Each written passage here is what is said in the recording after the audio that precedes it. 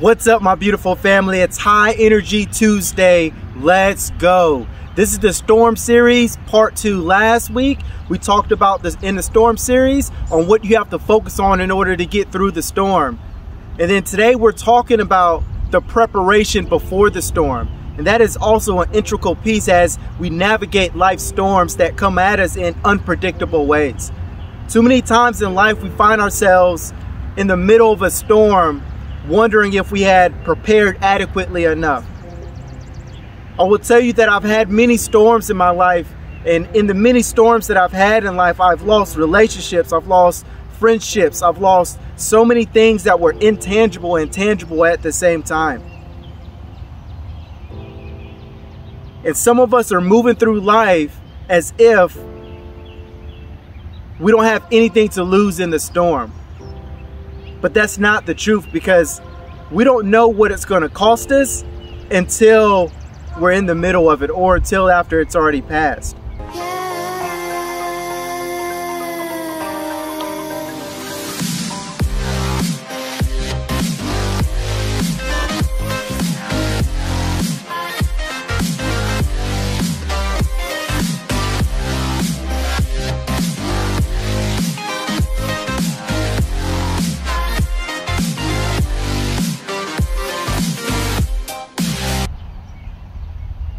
Years ago, I remember when I was on my very first deployment, I was responsible for giving the team their routes as they went about their day on convoys. And my friend was getting ready to go out on this convoy, and I remember seeing him right before he went out and giving him my work. And I didn't realize in that moment that would be the last time that I saw my friend alive, because he went out and the convoy was hit by an improvised explosive device and he died instantly, killed in action. And for a very long time, I wrestled with the question, did I do enough before they went out? And I fought and wrestled with that question time and time again as I visited that same space. And it was a moment in life that changed my world forever, because I knew that I didn't want to wrestle with that question in any capacity again in the future. And so I began on a journey of deep self-reflection and self-awareness. But I also got to a point where I realized that my behaviors had to line up with what I was saying was important. If something else was more important, then my behavior had to show that. And so instead of leaving after 12 hours of working, I went to a place of, I'm going to work until the job is finished. I'm going to make sure that I give this my very best effort that I can. Because there's peace in when you give your very best. The points in time when we're wrestling in the storm is when we know that we could have done better, or we could have done more. Some of us are moving through the storm as if we don't have a thing to lose. But I can tell you that if you really get to a point where you're doing the lip service, you're saying that things matter to you, your behavior's got to show that. And your behavior is going to show by how you go and you prep before the storm arrives. Because as we know in life, there are going to be storms. We can't avoid the storms, but we can get ourselves to a position to where we're sturdy enough to where we can withstand the things that are coming. We can become the strength in the middle of the storm. We can become the power in the middle of the storm, because I can tell you that people are watching. They may not say anything. They may look at you with funny eyes. They may talk about you behind your back or around you, but people are watching because they want to know how to get through the storm as well, so you can become that example as you find your peace long before the storm arrives, because we know that we live in a life where there are storms. I remember Hurricane Matthew, when Hurricane Matthew came to North Carolina.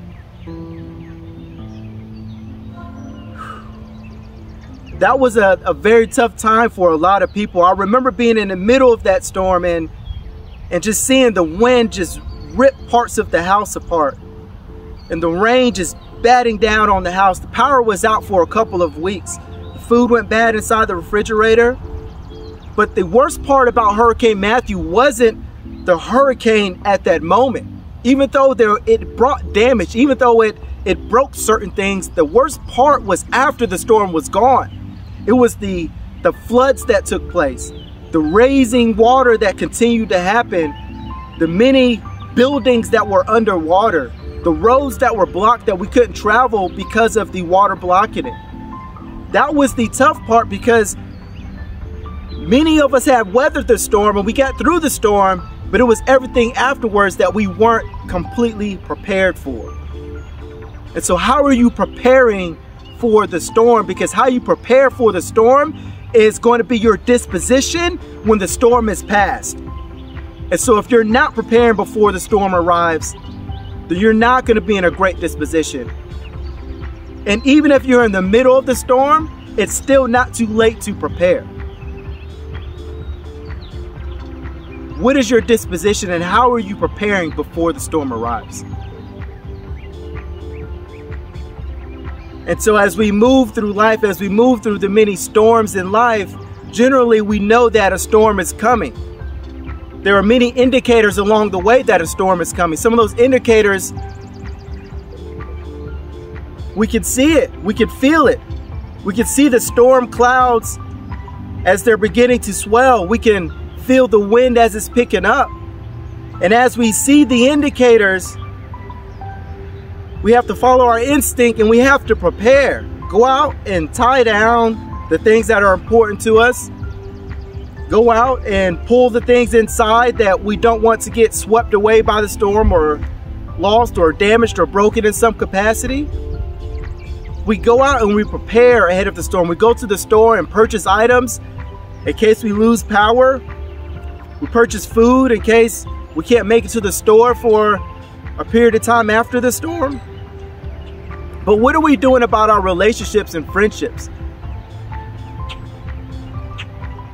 How are we preparing ourselves? Because as unpredictable as life is, there's so many things that come at us. It could be the loss of a loved one or a friend. It could be financial difficulties. There are so many things that are unpredictable in life. I remember 1 week, in the span of days, transmission light came on. The AC went out inside the house. And then several other things that happened all at the same time. And what I was realizing is the time to prepare financially is not in the middle of when that's taking place. The time to prepare was before that took place. But I will tell you that even in the middle of your storm, if you have not prepared adequately before the storm arrived, you still have an opportunity to prepare in the middle of the storm. Whether that's mending some of those broken relationships or reaffirming some things along the way. But how do you prepare spiritually? How do you prepare mentally, physically, emotionally?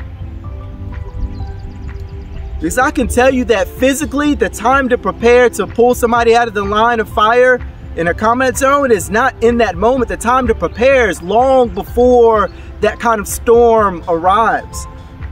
It's in the waking up at 4:30 or 5:30 in the morning in order to work out. It's in the battle drills that you do with your buddies through the years in order to prepare. It's the many things you do before the storm arrives.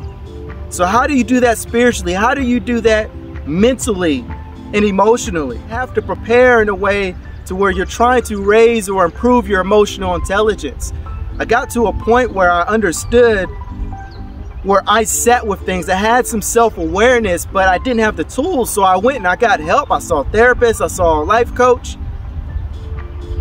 And I got help in a way where I was able to connect with the tools that I needed in order to not just understand where I sat with certain things, but understand how to manage as I sat with certain things. And those are two very important pillars when it comes to emotional intelligence: self-awareness and self-management. And then relationship management. How are you managing your relationships? And then in this world, this day and age, so many things are going on. There's many social injustices that are still taking place.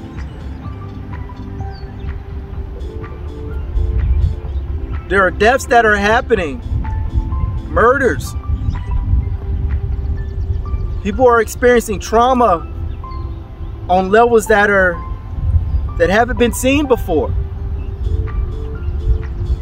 So before you enter and exit a space, how are you preparing yourself socially? Social awareness is another major pillar of emotional intelligence. And so in the middle of my storms, I got to a place where I didn't want to live with being on the opposite side of that question of, did I do enough? Did I do what I needed to do? And so preparation has become key, because as unpredictable as the storms can be in life, our preparation does not have to be unpredictable.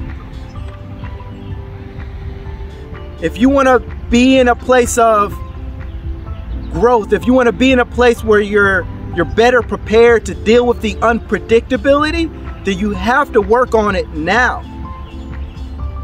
And it's not too late. And I will tell you this as well. We all know that in the storms, there's pain that comes with that. But we also know that in the storm, the eye of the storm is the quiet place. That's where the peace is. And if you want to make it to the quiet place in the storm, then you have to do the preparation in order to get there before the storm arrives.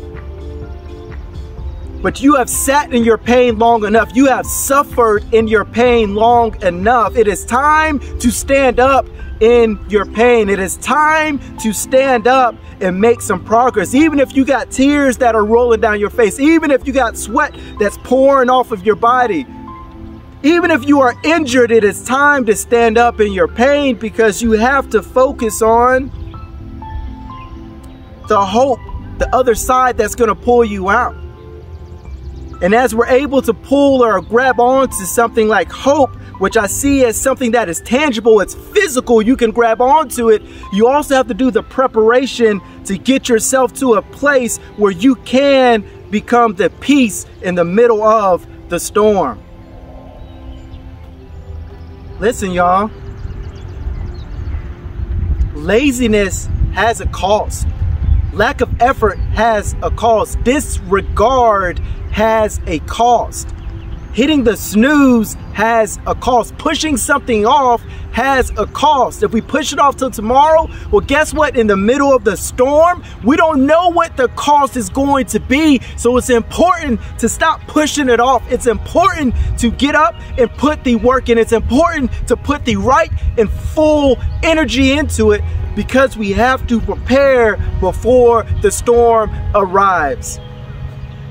And so get up. Stop making excuses. Write that list down. Follow through with the things that you're saying you're going to do. Follow through with your behaviors about the things that you're saying are important. As the storm is coming, you have to go out and you have to prepare the items, the tangible things and the intangible things, as if you have something to lose in the storm. If you want peace in the storm, then it starts before the storm arrives. In one of my first storms in combat that really hit me, I lost a friend who was also a husband. He was also a father. His children are grown now. But the world lost something in that storm. And what's really wild about that storm is that 10 months into that deployment, it was supposed to be a 12-month deployment. We were only supposed to be gone for a year. 10 months in, we got extended for an additional 3 months. And so when this happened, we were already supposed to be home. He was supposed to be having dinner with his family.